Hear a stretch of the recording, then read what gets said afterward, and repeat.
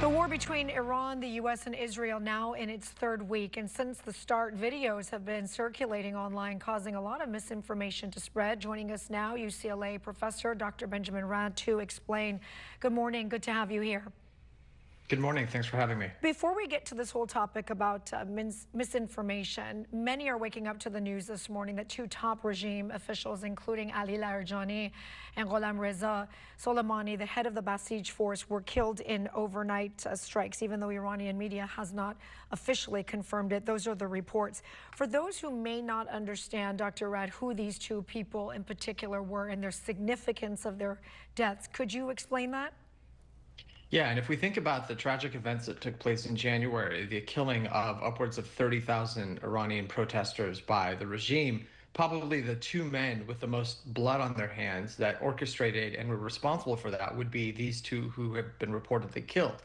Ali Larijani is effectively the most senior official remaining in the Iranian government after the death of the supreme leader, Ayatollah Khamenei. He is basically the de facto political ruler of the country. He is a longtime aide and associate of the late supreme leader and a veteran, really, of Iran's political machinery and apparatus going back many decades.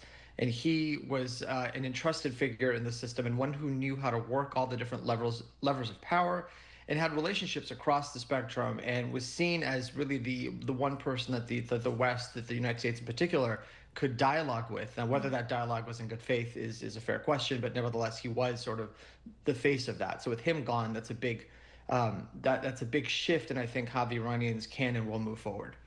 We'll talk about how that moving forward will look like in just a minute. But I want to turn our attention to some of these deep fake videos all over social media. I can't tell you how many times I myself, as a journalist, am scrolling through, and I can't tell the difference between what is a real video, what is a fake video. So what makes these videos, first of all, where are they coming from?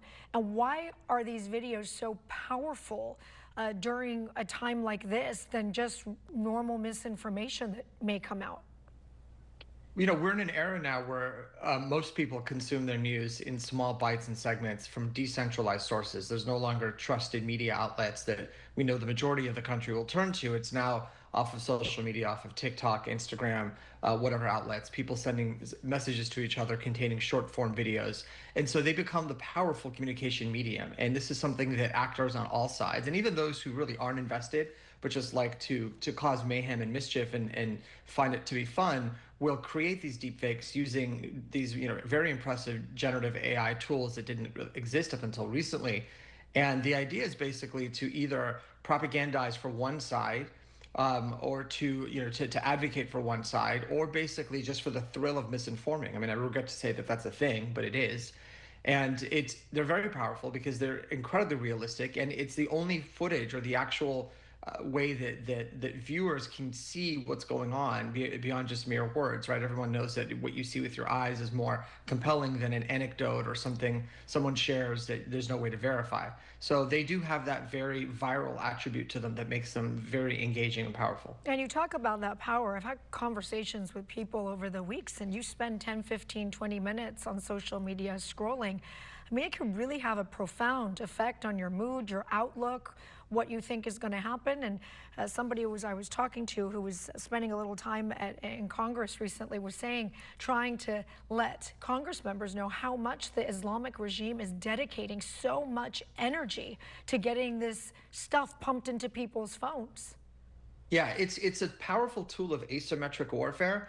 If you're up against a country like the United States that has a massive advantage in terms of the use of kinetic force, weapons, troops, technology, this form of warfare where you just get a bunch of people sitting in a room somewhere in Tehran who are able to generate these videos that have a disproportionate effect that can impact and shift public opinion, which in turn can impact what political leaders in the United States do. We've seen this now really going back many years, and especially to great effect in the Russia-Ukraine conflict and other conflicts. The Chinese also have been very adept at this, the North Koreans. It's effectively being able to shape public opinion in countries where the public plays an important role in foreign policy decision making. So basically in democracies is where these tools tend to be effective. So you oftentimes will see them used by non-democratic states against states that have democratic systems. Right, and this information coming out, yet within Iran, we know that the internet has now, Dr. Radd, been off for more than 2 weeks now, and they're trying to block the information. We just heard Araghchi just a few days ago over the weekend saying that the internet is blocked because he is the voice of Iran. Yeah, exactly. And so this is where then there's state media that controls the messaging. So really what we're seeing with these videos, they're generated for consumption by Western audiences. They're clearly not meant for the domestic audience because, to the extent they have internet access, it's very filtered, it's very controlled. And so this is primarily meant for Western audiences, indeed. Tonight is what we call Charshambe Suri. So this is the beginning, as many people know, we've had it on our morning show for many, many years.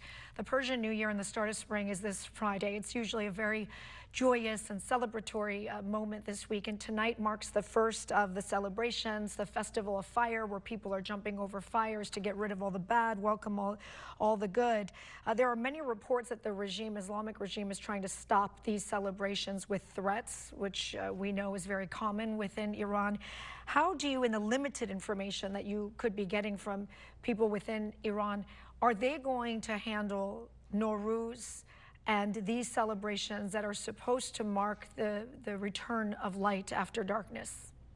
Yeah, for years, the regime had discouraged celebration of any of the Zoroastrian holidays, Zoroastrian festivities that centered around Persian New Year, Nowruz, around Charshamba Suri, around others. They saw them as sort of pagan relics of the pre-Islamic era of Iran's history.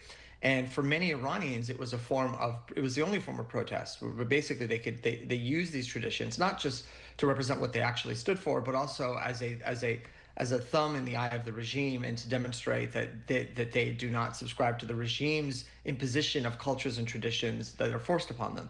And so they become symbolic acts of protest that were lightly sanctioned, sometimes allowed, but typically discouraged. I anticipate, in light of what we're seeing, what's been happening, not just with the war, but even when the protests started going back in December, that these could be very highly symbolic and powerful events. If we see them happening in Iran, if from the regime's perspective, it's events like this that trigger possible justification for mass gatherings, and which can then lead to protests. So I imagine they're going to be very cautious about allowing any of this to happen, seeing it as a possible threat and a possible opportunity for the public to mobilize in opposition.